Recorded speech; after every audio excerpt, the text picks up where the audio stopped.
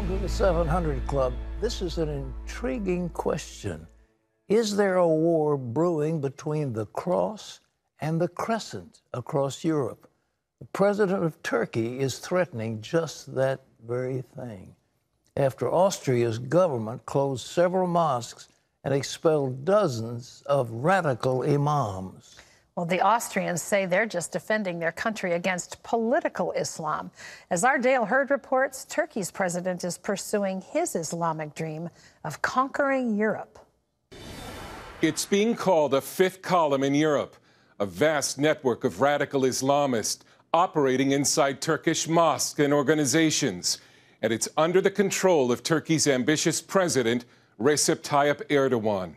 The Austrian government shut down 7 mosques and expelled 60 imams recently because they were being funded illegally by the Turkish government. And because of this, photos from inside the mosque that surfaced on the internet showing Turkish children being trained to be martyrs. Austria's move against the mosques infuriated Turkey's government, and President Erdogan warned of a coming war between the Cross and the Crescent.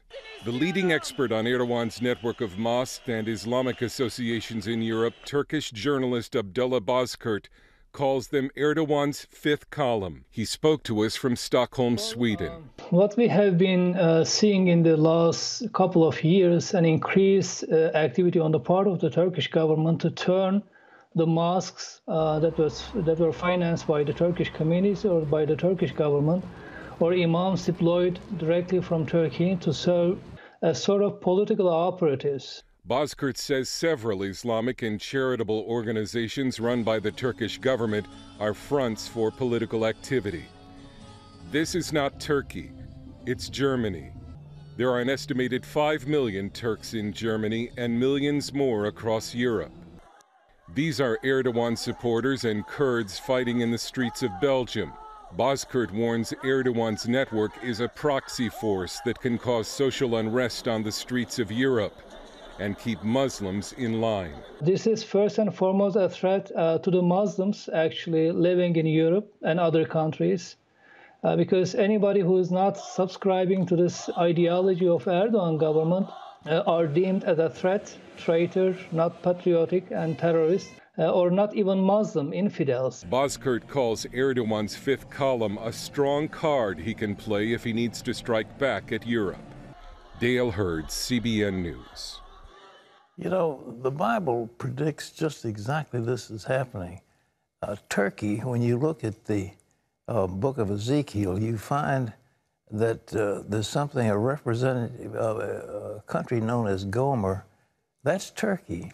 And you look at Gog and Magog and all those symbols that you find in the book of Revelation and also in Ezekiel, that all is Turkey. And we haven't thought too much about Turkey. It used to be called the sick man of Europe. And they were brought in, but it was a very weak democracy. Somebody said, well, I'm a child of Ataturk. Ataturk was a Democrat, and he wanted a secular country. But Erdogan is a radical Muslim, and he wants to make that country an Islamic state. And now we're talking about a fifth column of Turkish citizens all over Europe. And he talks about a clash between the Cross and the Crescent. You better keep your eyes on your newspaper and then one hand on the Bible. Well, in other news, Republicans want answers over a new report about Hillary Clinton's emails and the Russian investigation. Of course, Rudy Giuliani has said that the Mueller's probe is seriously flawed. It's what came out of the FBI that was seriously flawed. John Jessup has more of that story from CBN News Bureau in Washington. Here's John. Thanks, Pat. Justice Department Inspector General Michael Horowitz and FBI Director Christopher Wray are due on Capitol Hill today to testify about last week's Inspector General's report.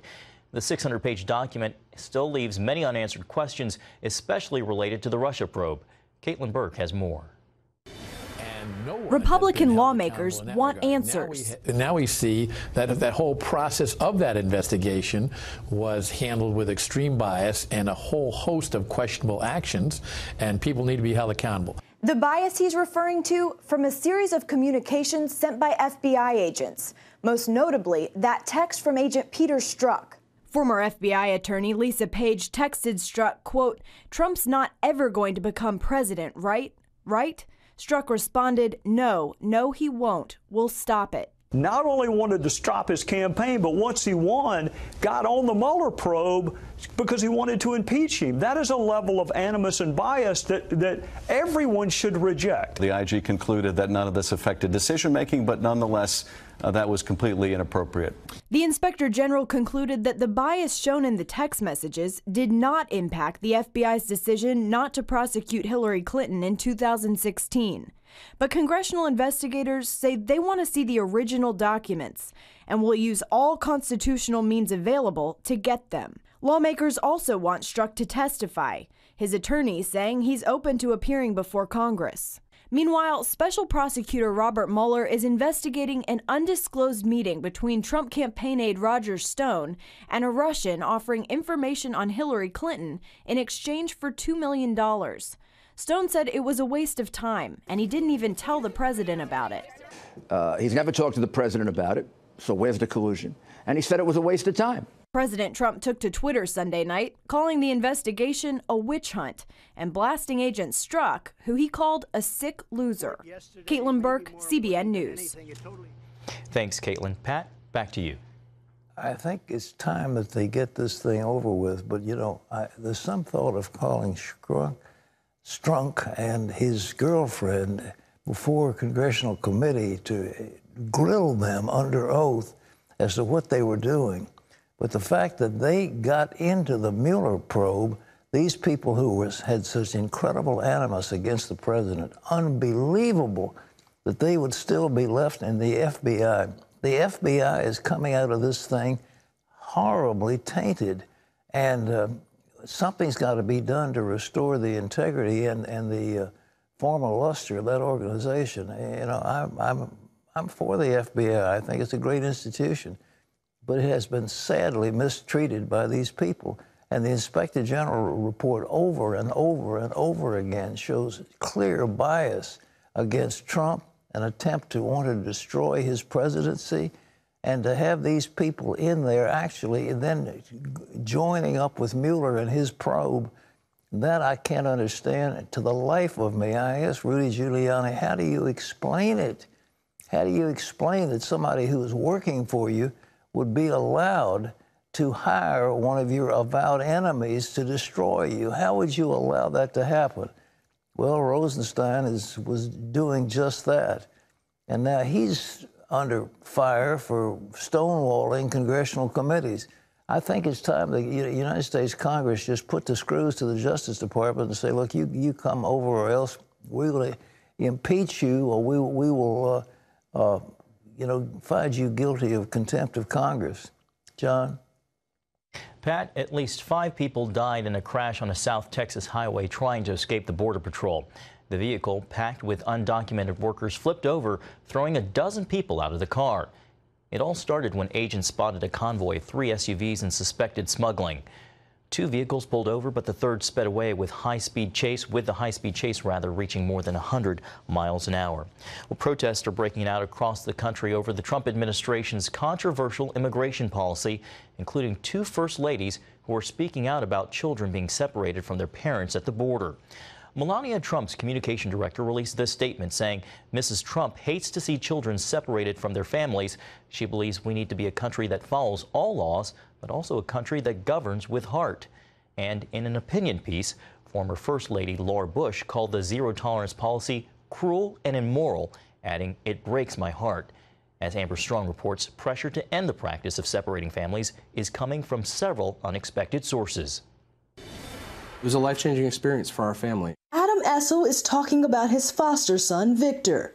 He first met the 9-year-old Honduran boy as a director of Refugio Phoenix, a school for immigrant children. For him in Honduras, it was a combination of fleeing gang violence, fleeing a lack of future opportunities for young people, and there was also domestic violence that was part of the equation. It's a story Essel would hear again and again from other illegal immigrants. The administration has long vowed to crack down on illegal immigration. And now the Justice Department is pushing back with its new zero-tolerance policy. If you cross the border unlawfully, then we will prosecute you. The result of this policy? In just 2 months, hundreds of arrests and more than 1,900 children separated from their parents. And while this practice of separating families isn't new, Essel says targeting asylum seekers is. We are separating families who are coming to our border in accordance with U.S. and international law to request asylum. And that's just something that we believe is absolutely unacceptable. Evangelist Franklin Graham told CBN News the law needs to be fixed. I think it's disgraceful, it's terrible to see families ripped apart, and I don't support that one bit. And I blame the politicians for the last 20, 30 years that have allowed this to escalate to the point where it is today. President Trump is laying the blame at the feet of Democrats. I hate the children being taken away. The Democrats have to change their law. That's their law. Democratic leaders say separating children is a direct result of that zero-tolerance policy. But let me be clear, that's false. No law requires this action. Sessions attempted to use scripture to justify the policy, but it didn't fly with some Christian leaders. A number of them, including Trump faith advisor Reverend Samuel Rodriguez, sent a letter to the administration calling for a better way. Matthew Sorens of the Christian organization World Relief says it's important for Christians to lead the way. That every human being is made in the image of God, and we find that in the very beginning of the Bible, and that needs to be foundational, both as we think about, for example, refugees fleeing persecution or immigrants who are seeking a better life in the United States. Amber Strong, CBN News, Washington. Thanks, Amber. Pat, it is interesting to see the dividing lines even among Trump's supporters on this policy. Well, I think the policy is put down as just too draconian. I don't understand what Jeff Sessions is going after. I know we've got to secure our borders. We cannot have a porous border where all kinds of poor people from all over the world come running in and look for welfare benefits and free education and all the other goodies here we have in this country. We just can't do it. We cannot. No country can afford to support the world. It just is too big a task. We can't do it. But at the same time, if you've got a family here, especially those dreamers, you know, Trump wanted the Democrats and the Congress to pass the law to make it illegal for those dreamers to stay here. And the Congress refused to do it. And then he had to enforce the law as it was written. Congress needs to do something, but it's time we have a bipartisan immigration policy that makes some sense. It's clearly enunciated, and people around the world can understand it. This is the rule. And by the way, speaking of breaking the rules, it looks like Angela Merkel may be out in another few weeks from what we read in the press. She has opened up sanctuary in Germany for thousands and thousands of people, and the German people are sick of it. So her time in office may be over as well. So we'll have to watch that story as it unfolds. John? Pat, 3 people are dead after a strong earthquake struck western Japan Monday morning. Authorities say more than 210 people were injured when the 6.1 magnitude quake hit. It toppled walls and temporarily knocked out power and water supplies. Officials, though, say the inland quake poses no risk of tsunami. Of course, that's a very real concern, Pat. No one can forget those horrific scenes after the 2011 earthquake and tsunami. Well, so much of Japan has been built on just debris, and one of the things that happens during an earthquake is so-called liquefaction, where the ground just begins to get moist and then turns into mud, and buildings begin to collapse. I showed you, and I'll do it one more time, that so-called ring of fire. It's all around the Pacific, and those major plates in the Pacific Ocean are colliding. You see there is Tokyo right in the middle of the ring of fire. Goes from Indonesia all the way around and comes out, I might add, along about Alaska, the Aleutian Islands, then Los Angeles and San Francisco, and then all the way down to Chile. Those plates will be colliding, the Pacific plate and the North American plate and so forth. It doesn't take but actually a few inches to cause the ground to settle. And we could be looking at something like that. I read a very provocative article about the possible flooding, a tsunami that could take place in the Pacific Northwest because of things taking place in the ocean. So it's a very real possibility.